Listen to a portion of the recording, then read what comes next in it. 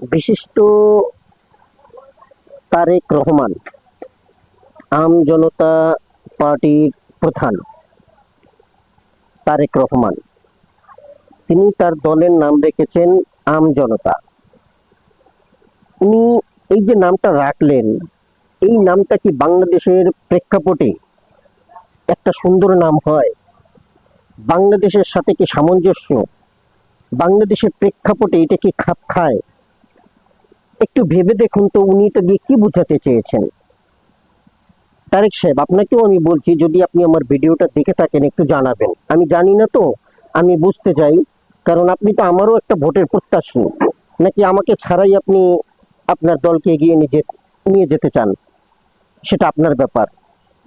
তবে আমি মনে করি, যদি আপনার কাজ ভালো হয়, আপনি যদি দেশের কল্যাণে আসেন, তবে আপনাকে ভোট তো অবশ্যই দেওয়া যায়। তাই আপনার এই নামটা সম্বন্ধে আমার যে একটা দ্বিধা দ্বন্দ্বে আছি, সেই দ্বিধাদ্বন্দ্বটা পারলে ভাঙিয়ে দেবেন। আমি যেটা বুঝি, আম জনতা, এই দুইটা লক্ষ্যবস্তু আছে, বা আপনি যে চিন্তা ভাবনা থেকে করেছেন, এটা আমার চিন্তা ভাবনা, যে আপনি ওই চিন্তা ভাবনা থেকে হয়তো বা করেছেন। এক নম্বর হচ্ছে, আপনি আম বিক্রি করেন, আম ব্যবসার সাথে জড়িত, মধুও বিক্রি করেন, কটন বার পর্যন্ত বিক্রি করেছেন। তো এখন এত সব পরিপ্রেক্ষিতে বিশেষ করে আম নিয়ে আপনি বেশি জনপ্রিয় হয়েছেন।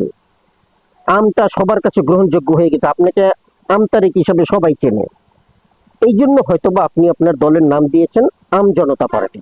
জনতা অর্থ সাধারণ, তো সাধারণের আবার সাধারণ আবার এই আমটা বেশি পছন্দ করে বা আমটা খায়, একটু কম মূল্যের মধ্যে এই আমটা অ্যাভেলেবেল পাওয়া যায়। এই জন্যই হয়তো বা আপনি নামটা দিয়েছেন, আপনার ব্যবসার সাথে সামঞ্জস্য রেখে, আপনার জীবন ধারণের উপর সামঞ্জস্য রেখে, আপনার বাস্তবতার সাথে সামঞ্জস্য রেখে আপনি আপনার দলের নামকরণ করেছেন আম জনতা। যদি তাই হয়ে থাকে, তাহলে আপনার দলের বাকি যারা সদস্য আছে, বাকি যারা এই দলের লোকজন আছে, তারা এটা কেন মেনে নিল? আপনি আপনার ব্যবসার পরিপ্রেক্ষিতে বা আপনার বাস্তবতার পরিপ্রেক্ষিতে আপনি আম জনতা রেখেছেন, এটা তারা কেন মেনে নিল? তারা কিভাবে মেনে নিয়ে আপনার দলে অংশগ্রহণ করতে পারে? এটা কি কোনো সমীচীন বিষয় হলো? অর্থাৎ এক না একতন্ত্রের পূজাই কি এখানে বোঝাতে চাইতেছেন? সেরকমই তো বোঝা যায়। আচ্ছা, এবার আসি দ্বিতীয় প্রসঙ্গে, আম জনতা। সাধারণত ইন্ডিয়ায় এই শব্দটি ব্যাপক অর্থে প্রচলিত, বহুলভাবে প্রচলিত, কারণ ওইটা ওই দেশের একটা ভাষা। ইন্ডিয়া অর্থাৎ হিন্দি ভাষাভাষীদের কাছে এটা একটা ভাষা। আম জনতা অর্থ তারা সাধারণ জনগণকে বোঝায়।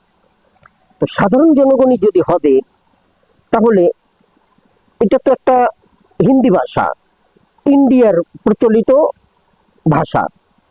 ইন্ডিয়ার প্রচলিত ভাষা বাংলাদেশে, ইন্ডিয়াকে আপনি তো একেবারে খুব পছন্দ করেন, যে জিনিসটা আমিও খুব পছন্দ করি। এই জন্য আপনাকে আমার খুব ভালো লাগে।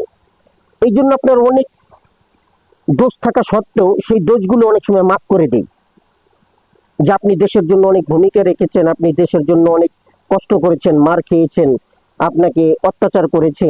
সেই পরিপ্রেক্ষিতে আপনি এখন বর্তমানে যে সকল ভুলগুলো করতেছেন, এবং তরল পদার্থের ন্যায় যেদিকে ঢালু পান সেদিকেই গড়িয়ে চলে যান, তো এত তো সত্ত্বেও আপনার এই ভুলগুলো সমদৃষ্টিতে দেখি শুধুমাত্র আপনার এই দেশের প্রতি টানের কারণে এবং ভারত বিদ্বেষের কারণে। কিন্তু এখানে তো দেখা যায় যে আপনি সেই ভারতের শব্দটাকেই তুলে এনেছেন আপনার দলের নামকরণ করার জন্য। তাহলে এটা কি দ্বিচারিতা হয়ে গেল না? এটা কি স্ববিরোধী হয়ে গেল না? এটা কি করে আপনি পারলেন? আপনার ব্যবহারের সাথে, আপনার কথাবার্তার সাথে এটা তো কোনোভাবেই মিলে না। তাহলে আপনি এটা কেন আম জনতা রাখলেন?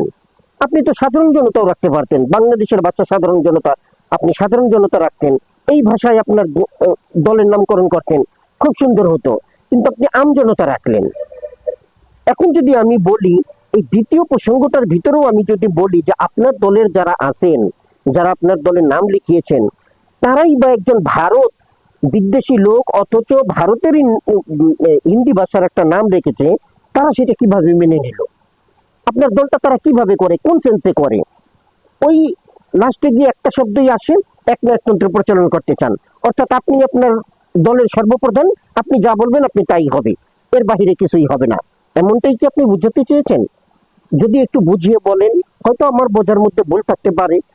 আমার মতন এরকম আরো সাধারণ জনতা যারা আছে, তারাও এরকম ভুল বুঝাবুঝির মধ্যে আছে। আমি অনেকের কাছে জিজ্ঞাসা করছি, তারাও এই কথাটাই বলে।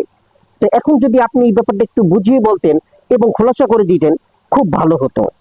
ধন্যবাদ। আসসালামু আলাইকুম।